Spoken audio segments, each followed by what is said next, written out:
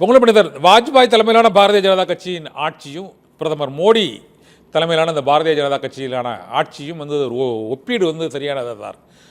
இப்போது பல திட்டம் ஆர்டிகல் 370 ரத்து, ஆர்டிகல் 370 ரத்து, அதன் பின்னர் ராமர் கோயில் கட்டப்பட்டது, ஹிஜாப் பிரச்சனை, அதன் பின்னர் வக்ஃப் வாரிய திருத்த மசோதா, முத்தலாக் ரத்து, எல்லாமே இந்த பிரதமர் நரேந்திர மோடி தலைமையிலான ஆட்சியில் நடைபெற்றது. வாஜ்பாய் ஆட்சியில் அந்த மாதிரி ஒரே விஷயம், நீங்க பாரதிய ஜனதா கட்சியினுடைய அதெல்லாம் கொள்கைகள்.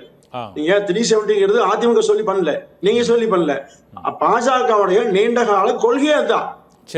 அந்த கொள்கையோடு நீங்க ஒத்து போகிறவர்கள் தான் கூட்டணி என்று சொன்னால் திமுக கடந்த காலத்தில் பிஜேபி போயிருக்க முடியாது, அதிமுக போக முடியாது. நோக்கம் அதுவல்ல. அன்றைக்கு வந்து ஜெயலலிதாவை வீழ்த்துவதற்காக நான் எடுக்கிற முடிவு என்று திரு கருணாநிதி சொன்னாருங்களா, அதே மாதிரி இந்த ஸ்டாலினை வீழ்த்துவதற்காக எடப்பாடியார் எடுத்த வியூகம் தான் இது. நீங்க வந்து மற்ற விஷயம் பார்க்கலாங்க. அதாவது பிஜேபி எந்த கொள்கையும் அதிமுக ஆதரித்து இணையவில்லை, கொள்கை கூட்டணியும் அல்ல, தேர்தலுக்கான கூட்டணி தான் என்று தெளிவா பேசிட்டோம். சரி, ஆனாலும் பொங்கல் மணிக்கு ஒரு சின்ன ஒரு நெருடல் இருந்துகிட்டே தான் சார் இருக்கணும். அதிமுக பாஜக கூட்டணி ஏற்பட்ட பிறகு அந்த இரண்டாம் கட்ட தலைவர்கள், அது செல்லூர் ராஜாக இருக்கட்டும், KP முனுசாமியாக இருக்கட்டும், முன்னாள் அமைச்சர்கள் ஜெயக்குமாராக இருக்கட்டும், யாருமே அந்த செய்தியாளர்கள் சந்திப்புகளில் இந்த கூட்டணி தொடர்பாக அவர்கள் வந்து நாங்கள் மிகுந்த ஒரு மகிழ்ச்சி அடைஞ்சிருக்கிறோம், கண்டிப்பாக அந்த கூட்டணி வெற்றி பெறும், அந்த அடிப்படையில் அவர் பேசலை. இதுவரை யாரும் இன்னும் அந்த அது தொடர்பான பேட்டிகள் வந்து வெளிவரல இரண்டாம் கட்ட தலைவர்களிடையே. அதற்கு பின்னர் இந்த கால இடைவெளி இப்போ ஒரு 15-20 நாட்கள் ஆகியிருக்கிறது. இதன் பின்னராவது இந்த நெருடல் தீருமா அப்படிங்கிறது தான் கேள்வி. உண்மையிலே அந்த நெருடல் இருக்கலாம் சார், இருந்ததில்ல சார். அதாவது எந்த ஒரு இயக்கத்திலும் ஒரு கட்சியோடு கூட்டு வைக்கிற போது 100% எல்லோரும் ஏற்பவர்களா இருக்க வாய்ப்பில்லை. ஒரு 5-6 பேர் மாட்டு கருத்து சொல்ல வாய்ப்பு உண்டு. ஆனால் தலைமை ஒரு முடிவெடுத்து விட்டால் தலைமை என்ன சொல்கிறதோ அதை பின்பற்றுவதுதான் கட்சியுடைய மொத்த கருத்து, அவ்வளவுதான். ஓகே, ஆனா இவங்க இருக்காங்களே, இப்போ டிடிவி தனி அணியாக இருக்கிறாங்க, OPS தனி அணியாக இருக்கிறார்கள், சசிகலா ஒரு அணியாக இருக்கிறார்கள். நீங்கள் வந்து நான் மீண்டும் அவர்களை ஒன்றிணைப்பதில் வந்து எங்களை நிர்பந்திக்க முடியாது. நாங்கள் அதை அமித்ஷாவும் அதை சொல்லிட்டு போயிட்டார், நாங்கள் வந்து அதிமுக உள்கட்சி விவகாரங்கள் தலையிட மாட்டோம் என்று. ஆனால் 2021 உள்ள அதே நிலைமை தானே இப்போதும் அது நீடிக்கிறது. அப்போது டிடிவி தலைமையிலான அந்த அமமுக தேமுதிக கூட்டணி வைத்து அவங்க ஒரு 3% வாக்குகள் வாங்கினாங்க. இன்று அந்த கூட்டணி உங்களோட இணைந்திருந்தாலும் இந்த கூட்டணி தலைமை வந்து அவர்களை ஒருங்கிணைக்க மறுப்பதால் அந்த ஒரு அந்த கூட்டணிக்குள்ளே ஒரு புரிந்துணர்வு இல்லாத ஒரு சூழ்நிலை நிலவுவதாக அந்த விமர்சனம் வைக்கப்படுது. அந்த விமர்சனத்தில் உண்மை இருக்கா இல்லையா சார்?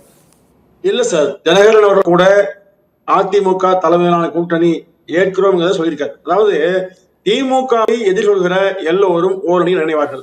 அந்த ஓரணியில் நினைக்கிற போது அந்த அணியின் தலைவராக எடப்பாடியார் நிச்சயமாக இருப்பார். இதுல எந்த மாற்று கருத்தும் இல்லை, யாருக்கும் சஞ்சலமும் இல்லை. என்ன காரணம், நோக்கம் ஒன்று சார். அந்த நோக்கத்தை பார்க்க முடிய இடையில வந்து இவர் தலைமை இல்லை, ஒரே தலைமை தான் எடப்பாடியார் என்கிற ஒற்றை தலைமையில கட்சி எப்படி இருக்குதோ அதே மாதிரி கூட்டணிகளும் ஒன்றாக வரும். நிச்சயமாக 2024 வென்றே தீர்வுங்க. பொங்கல் சார், இப்போ 2021 தேர்தலில் திமுக கூட்டணி 45.3% வாக்குகள் வாங்கியிருக்கிறாங்க. அதிமுக ஒரு கூட்டணி வந்து 63 உள்ளிட்ட 75 தொகுதிகளில் அவர்கள் வெற்றி பெற்றாலும் 39%, 39.7. அந்த வித்தியாசம் என்பது ஒரு 6% இருக்கிறது. இந்த 6%ம் இப்போது அந்த 6% வாக்குகள் கூடுதலாக வாங்குவதற்கான அந்த அரசியல் சூழல் இப்போ இருக்காது. அப்போ வந்து ஓரளவு இந்த 2021 அதிமுக பாரதிய ஜனதா கட்சியின் கூட்டணியானது, அதிமுக அப்போ ஆட்சி பொறுப்பில் இருந்தது, பாரதிய ஜனதா கட்சி கூட்டணியில் இணைந்து ஒரு வலிமையான அணியாக அப்போது எதிர்கொண்டது திமுக கூட்டணியை. ஆனால் இப்போது அதே வலிமை இருக்குதா? அந்த அளவுக்கு தொகுதிகளை அவர்கள் வந்து வெற்றி பெற முடியுமா? ஏனென்றால் 200 தொகுதிகள் இலக்கு, 234 தொகுதிகள் என்று திமுக தரப்பில் வந்து அவர்கள் தெரிவித்துக் கொண்டே இருக்கிறார்கள். அதனால கேட்குறேன், இந்த 6% வாக்குகள் உண்மையிலே அதிகரிக்குன்னு நினைக்கிறீங்களா? கண்ணன் சார், நீங்க ஒரு மூத்த பத்திரிகையாளர், உங்களுக்கு தெரியாத விஷயங்கள் இல்லை. அதாவது அதிமுக அன்றைக்கு நீங்க சொன்னது அந்த 6%, 3% வாக்குகள் வாங்கியிருந்தா ஆட்சி பிடிச்சிக்கலாம். இப்ப நீங்க அன்றைக்கு இருந்தது ஆட்சியில் அதிமுக, அவர்கள் மீது அதிருப்தியை திமுக அதிகமா சொல்லுச்சு, நாங்க ஒன்றால் மாற்றம் தருவோம்னு சொல்லுச்சு. அப்போ என்ன மாற்றம் கொடுப்பீங்க பார்த்துட்டா. இன்னொரு எடப்பாடியாரையும் ஸ்டாலினையும் ஒப்பிட்டு பார்க்கிற போது மக்கள் எடப்பாடியாரை மேன்மையா கருதுறாங்க. அப்போ இந்த ஒப்பீட்டுல நான் நினைப்பது திமுக கடந்த 5 ஆண்டுகள், 4 ஆண்டு முடிய போது 5 ஆண்டு தொடங்குது. இந்த நிலையில் மிகப்பெரிய அதிருப்தியோடு இருக்கிற இந்த நிலையில் 10% வாக்கள் கூடுதலாக அதிமுக வருங்க. மிகப்பெரிய வெற்றி பெறுங்க. நீங்க அதிருப்தி ஒன்றுதான் அறுவடையை அதிமுகவுக்கு அணுகின ஒழிய வேற எந்த காரணம் கிடையாது. இப்ப நீங்க அதிமுக மிக எளிதாக 300 ஓட்டு 200 ஓட்டுல மட்டுமே 12 தொகுதி தோத்துங்க சார்.